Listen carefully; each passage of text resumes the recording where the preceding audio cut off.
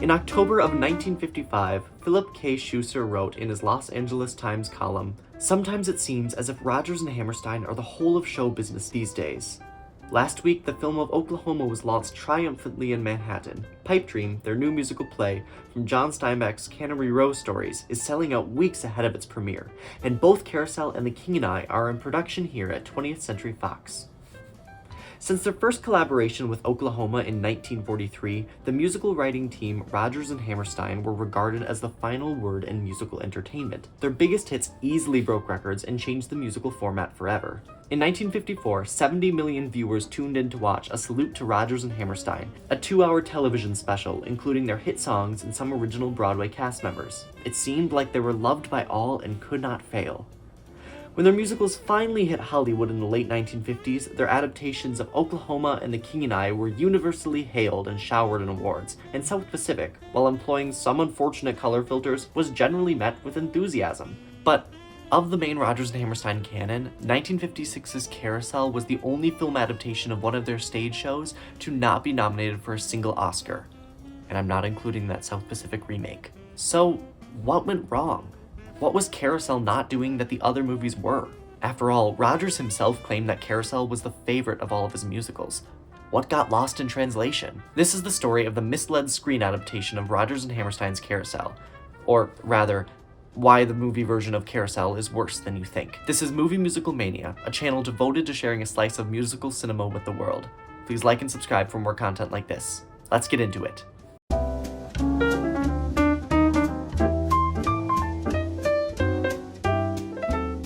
When Oklahoma opened on Broadway in 1943, it was an unprecedented triumph. Rodgers and Hammerstein were approached to sell the screen rights, but they had no intention of budging. Both of them were dissatisfied with film adaptations of popular musicals, since studios often took many creative liberties, like adding and cutting songs. Rodgers and Hammerstein saw their musicals as perfect as they were, so they demanded that the touring productions of their shows remain strictly faithful to the original product. In that way, they made a brand. They had no business approaching Hollywood because they were doing just fine on Broadway. Their second show, Carousel, was a smaller success. It tells the story of a mill worker, Julie Jordan, who falls in love with a carousel barker, Billy Bigelow. They marry, and Julie becomes the victim of domestic abuse. Once she discovers she is pregnant, Billy kills himself during an attempt to steal money for the baby. He then is allowed to come back to Earth and visit his child for one day. I know, it's dark. A big departure from Oklahoma, but its messages of hope and redemption really struck a note with post-war America. Despite its glaring flaws, many, including myself, consider Carousel to be Rodgers and Hammerstein's best musical. With its captivating score and heart-wrenching story, Carousel is a masterpiece. But by the early 1950s, their most recent Broadway endeavors, Pipe Dream and Me and Juliet, were only modest successes, with the former having 246 performances and the latter having 358. Pipe Dream was based on a gritty Steinbeck novel, and Me and Juliet was an innovative backstage musical. Neither of these were very well suited for the Rodgers and Hammerstein style. This slight drop of success meant that Rodgers and Hammerstein were going to do what they said they never would do. They were going to bring their musicals to the big screen. But they were going to hold the reins.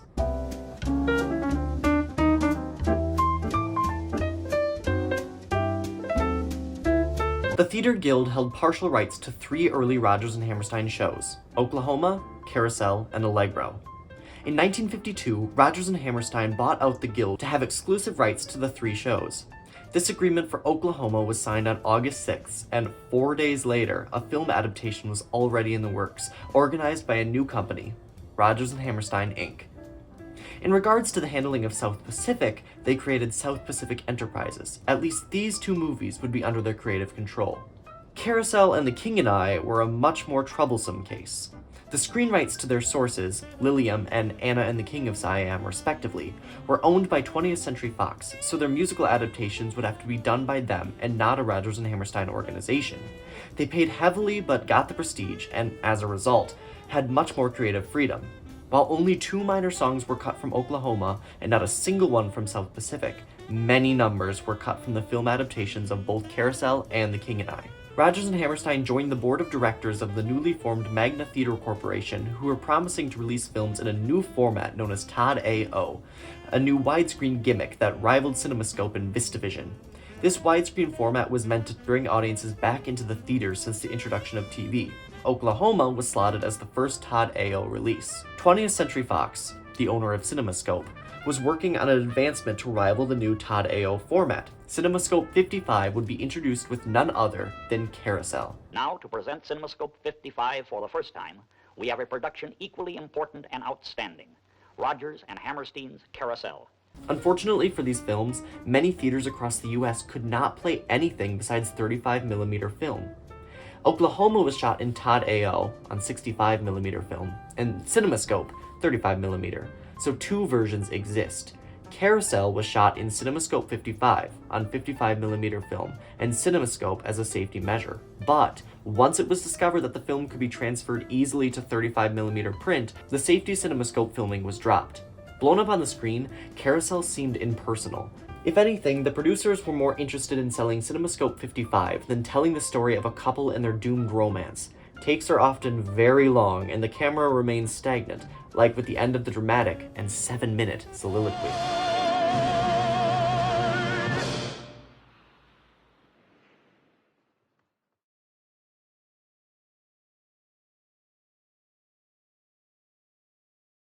The famous bench scene is perhaps the biggest victim of CinemaScope 55. This is the romantic love duet between Billy and Julie, a turning point in their lives. Unfortunately, it's shot from a football field lengths away, in an attempt to wow audiences. One of the few successful widescreen numbers in the picture is June is Busting Out All Over, and producers knew it. The number, a small dance in the stage show, became a bombastic production that was on deck and the roof of Nettie Fowler's spa and ran nearly 9 minutes. The locations are truly beautiful when they are used.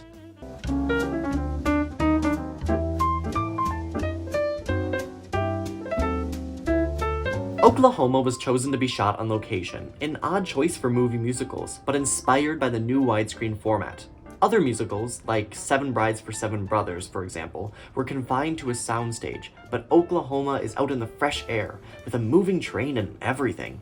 Comparatively, Brides cost $2.54 million, while Oklahoma cost $6.8 million, perhaps due to many days getting rained out, as they chose the rainy season to film on account of beautiful clouds.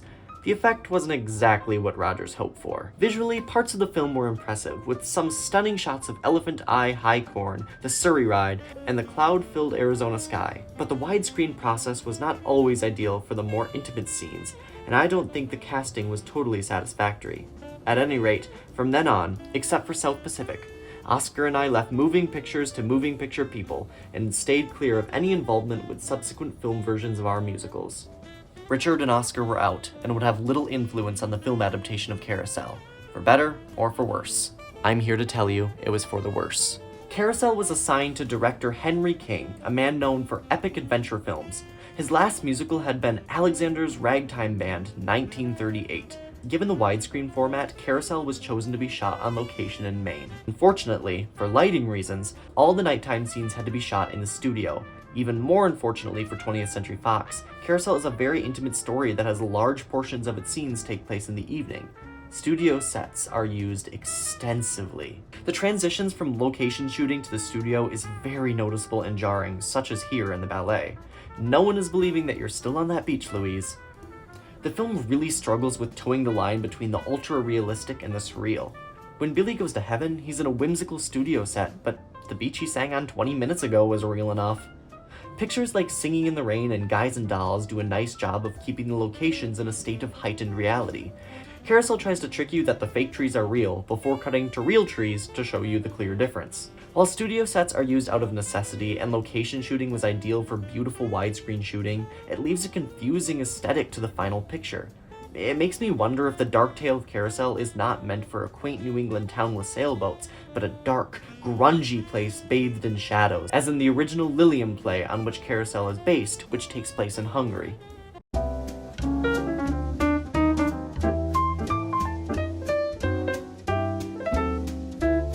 Carousel is traditionally a problematic show.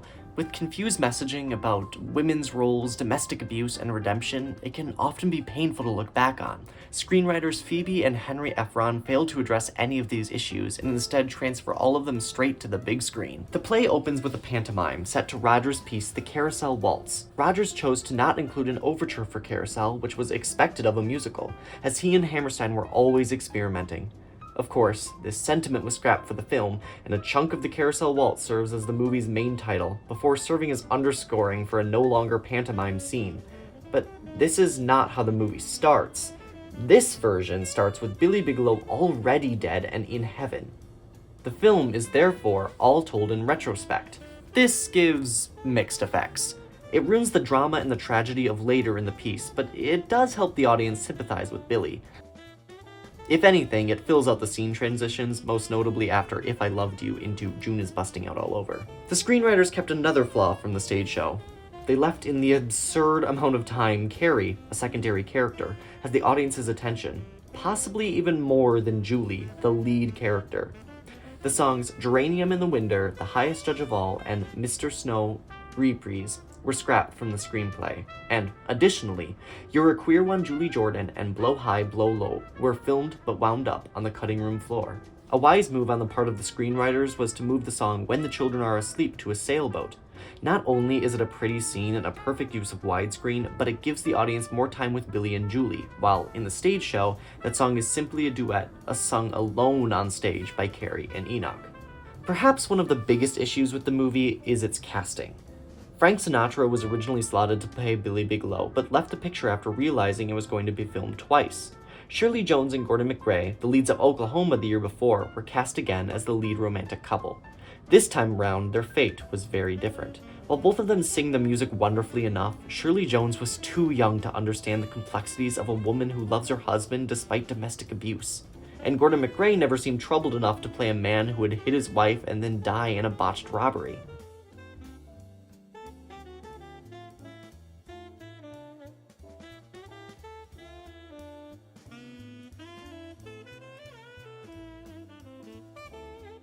And then there's that ending, where Billy goes to heaven despite hardly redeeming himself. But to cover that, first we need a little history.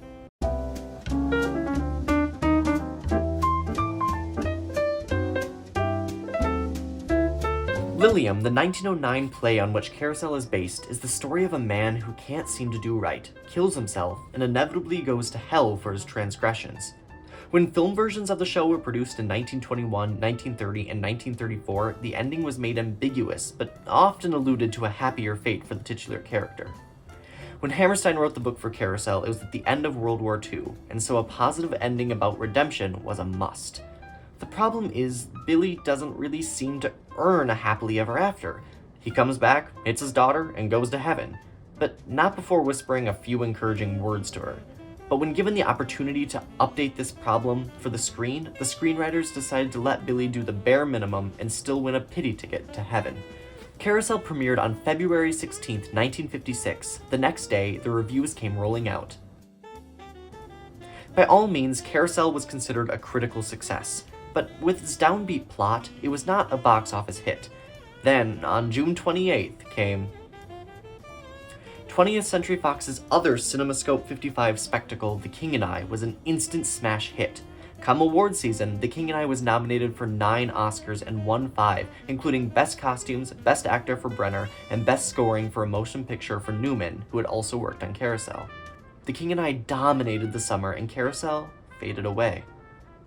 Carousel has received many revivals on the stage since then, with the most recent Broadway revival being in 2018. In the wake of the Me Too movement, Carousel is a controversial show. Of the Rodgers and Hammerstein canon, it is often regarded as the most beautiful score, but it's easily overshadowed by the happier musicals like Oklahoma and The Sound of Music. The 1956 film adaptation of Carousel was the victim of several negative factors. A lack of creative influence from Rodgers and Hammerstein, a focus on widescreen formatting rather than the intimate story, a dry screenplay, and poor casting choices. All of these were only exacerbated by the follow-up smash hit The King and I, covering more theater screens and sweeping the Oscars. Carousel could easily be brought back to the modern audience with a few slight adjustments to the libretto. I encourage you to go watch Carousel if you haven't already. It's a flawed musical, but a heart-wrenchingly beautiful one. And that's it for Movie Musical Mania. Thanks for watching, and please like and subscribe for more content like this.